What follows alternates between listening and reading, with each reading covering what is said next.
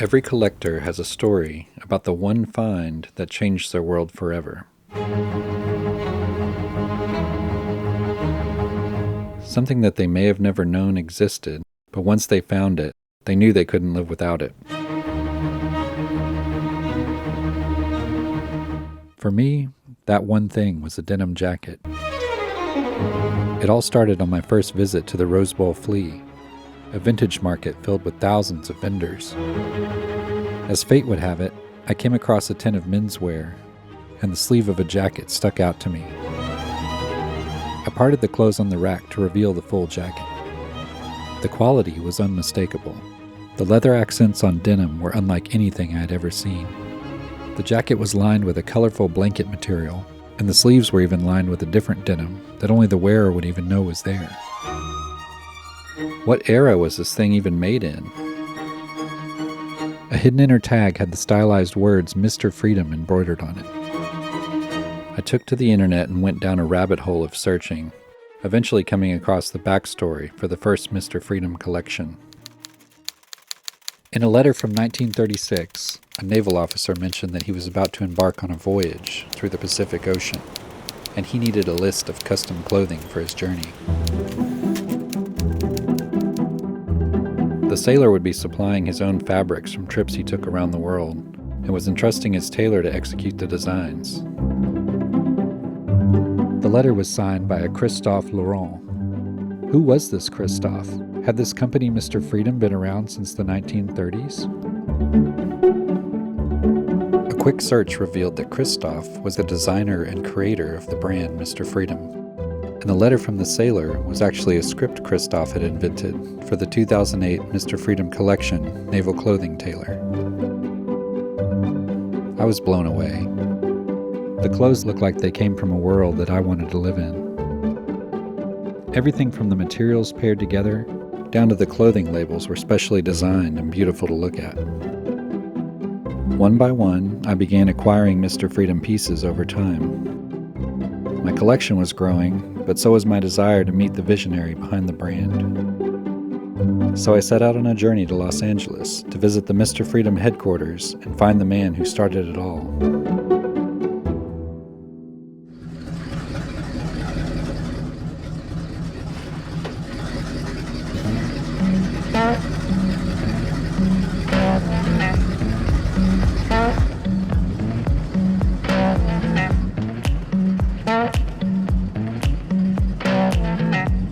I am completely against fashion gurus and influencers and that stuff. I think developing your own style starts with watching old movies, watching people in the street, and definitely not what's being pitched at you from advertising, fashion magazine and whatnot. I like individuality versus consumerism. I'm Christophe Loiron from Mr. Freedom, and we are now in Los Angeles, California, in the retail space called Mr. Freedom. It's an organized chaos of vintage clothing and our original clothing that we manufacture in the US and in Japan. It's a very classic approach to menswear, all based on vintage clothing. My influences have been old movies, old record covers, old documentaries, books, photos.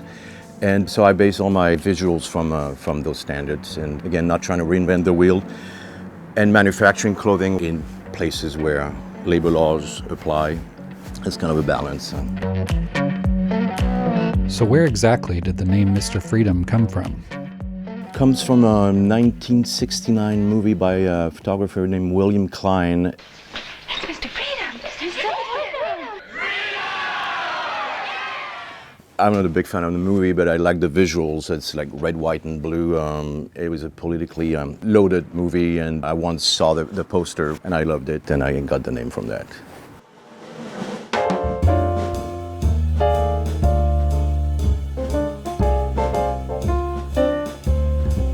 It's one thing to have great style, but to design clothing is an entirely different skill. I asked Christophe how he got into it.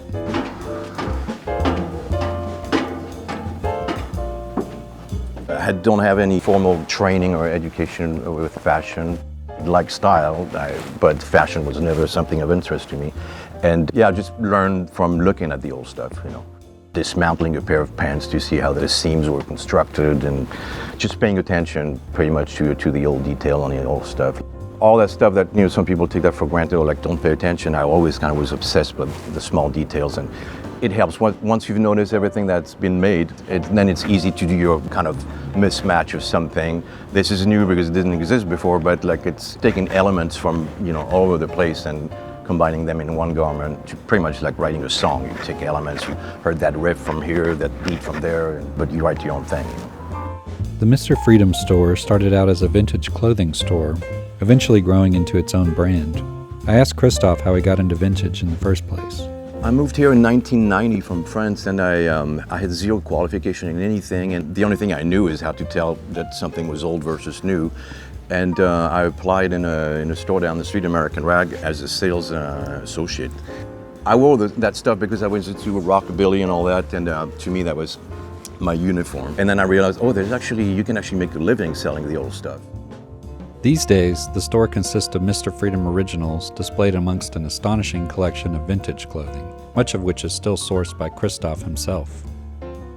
The hunt is way more interesting than the kill because I don't own much, I don't collect anything. I'm not a hoarder. The concept just like scares me in general, but I like to find stuff, and then the adrenaline that you get when you get closer, when you find, like when I can scan a rack of clothing and I see a sleeve that sticks out, and I know from that button that's what it is, and that moment where you actually grab it, it's all downhill after that. I mean, once you've had that rush, okay.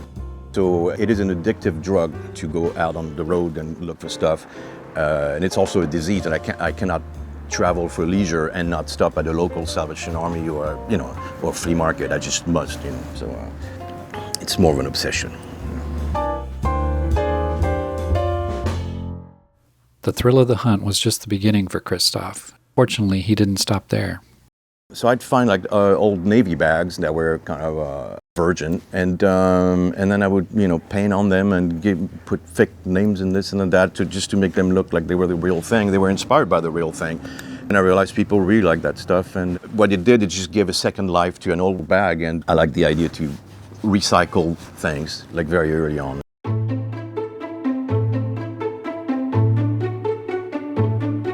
Christophe's custom pieces started to make the rounds, catching the attention of international designers in a way that would alter his life forever.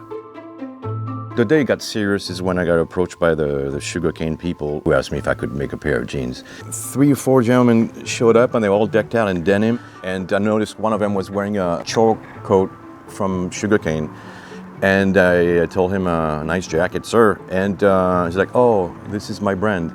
So I was all like, whoa. All struck because I was very well aware of that brand when I used to have a store in Japan ages ago, vintage store, and so I knew of that brand. And then they slowly approached me with asking if I could design a pair of jeans for them. I lied and I said I could, but then stepping into the world of fashion was not my thing.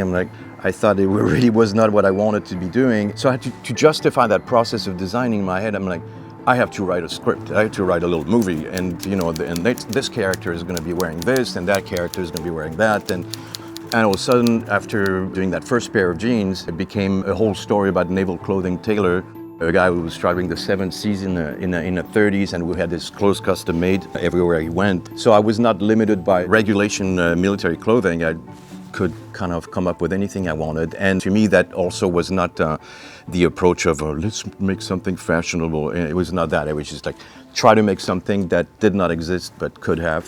Once I figured that approach in my head, I'm like, okay, making clothes is okay, you know. Christophe's use of Navy clothing was no coincidence. The inspiration came directly from his own life experience when he joined the French Navy as a teenager.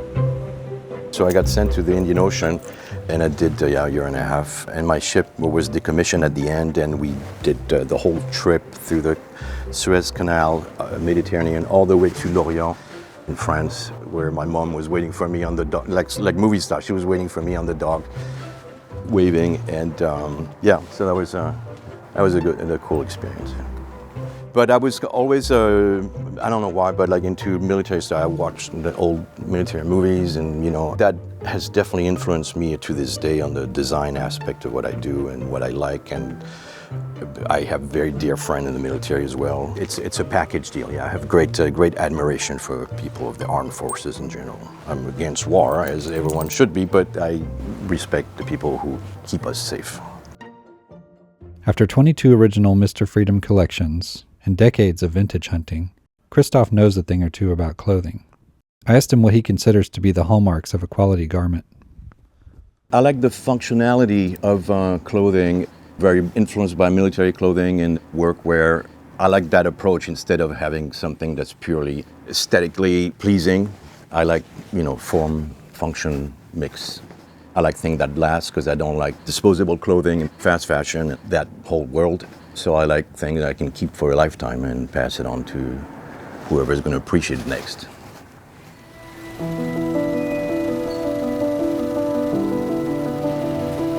Fast fashion is a term used to describe the rapid production of garments made to keep up with fast-moving trends. This relentless pursuit comes at a steep cost, including damage to the environment, the exploitation of garment workers, and the creation of clothing with a very short lifespan.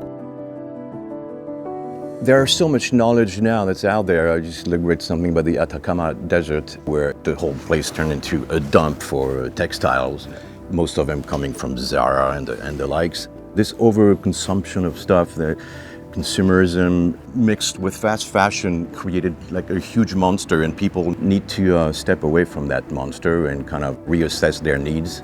Do you need 10 pairs of pants? This whole thing. And slowing down in general, I think, is a good attitude. One way to slow down is by investing in clothing made of durable materials that last, like raw denim, which has developed its own cult following. Traditional denim is 100% cotton, and raw denim just means it has not been washed, so it's in loom state, raw state, and that has created a whole kind of denim head world where raw denim is like the term that everyone stands by, because denim purists do not participate in any like factory distressing, and so they like their denim raw. They start raw, and then they develop their own whiskers and fades and this and that. It's a whole world, so raw denim is that. Speaking of whiskers, who's that fluffy friend that shows up on the Mr. Freedom website and seems to accompany Christophe everywhere he goes? The Joe Green is my emotional rescue person here. It belongs initially to my girlfriend Tina's mom, and she had difficulty taking care of him lately. So we've had him I've had him for about 2 years. Did not know the first thing about doggies at the time, and I learned, from him. He taught me all, Drawing animals is like super hard, and I have like zero training. But anyway, I did something that kind of cartoonishly looked like him. He doesn't think so, but it kind of looks like him.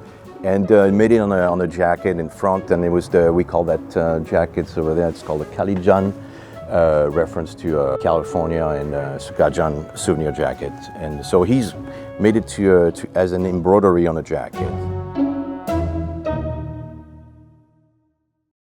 I learned that all of the Mr. Freedom logos and branding over the years had been hand-drawn by Christophe himself, and I was excited to see that he brought some of the original drawings from the archive.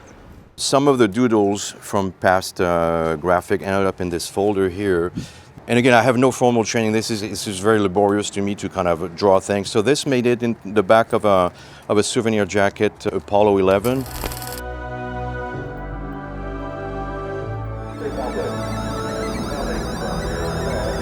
Everything we do, there's a little bit of research, and I always like fall down the rabbit hole. So I really got into the moon landing and all that stuff. So I researched the terms that were used at the time, and it made it into the graphic.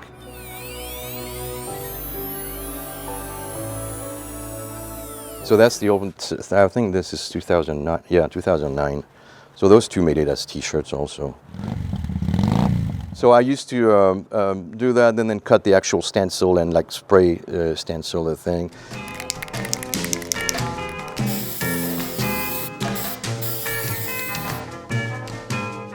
This looks like Stalin. It's not Stalin. It was it was for that Pew Pew collection, I think. It was supposed to be a French soldier from World War I. This made it into a tag and a back embroidery. It's all kind of hand done and naive and stuff. Most of the stuff looks like a child did it, but This was the tag for the Gypsy Blues collection here.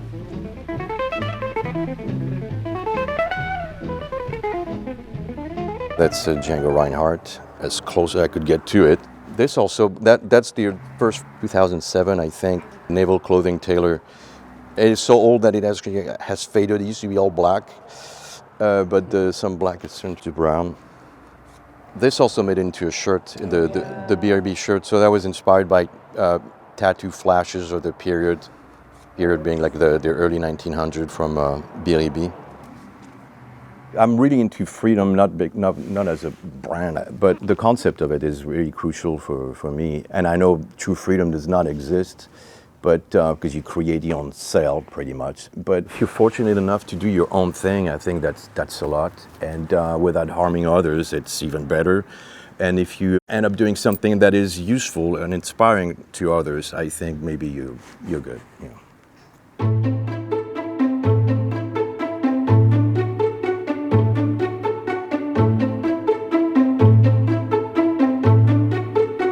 Getting a glimpse into the world of Mr. Freedom was a dream come true for me, and seeing the passion that Christophe pours into his work reaffirmed my admiration for the brand. With over 20 collections under his belt now, I just had one last question for him. What's your formula for success?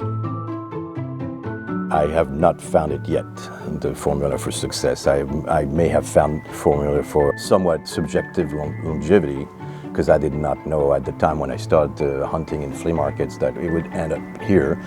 Most of it is labor of love. I would not advise anyone to get into it. I think staying small is underrated, and you have to really love this stuff to continue doing it.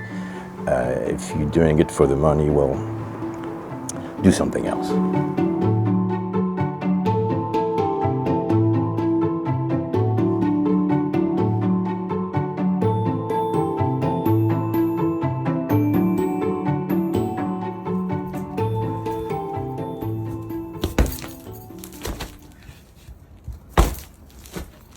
Babuch. Idzie do babuch. I voor de ping-ping. Is je ping. Ping, boom, boom, boom. Ping, boom, boom. En boom, boom.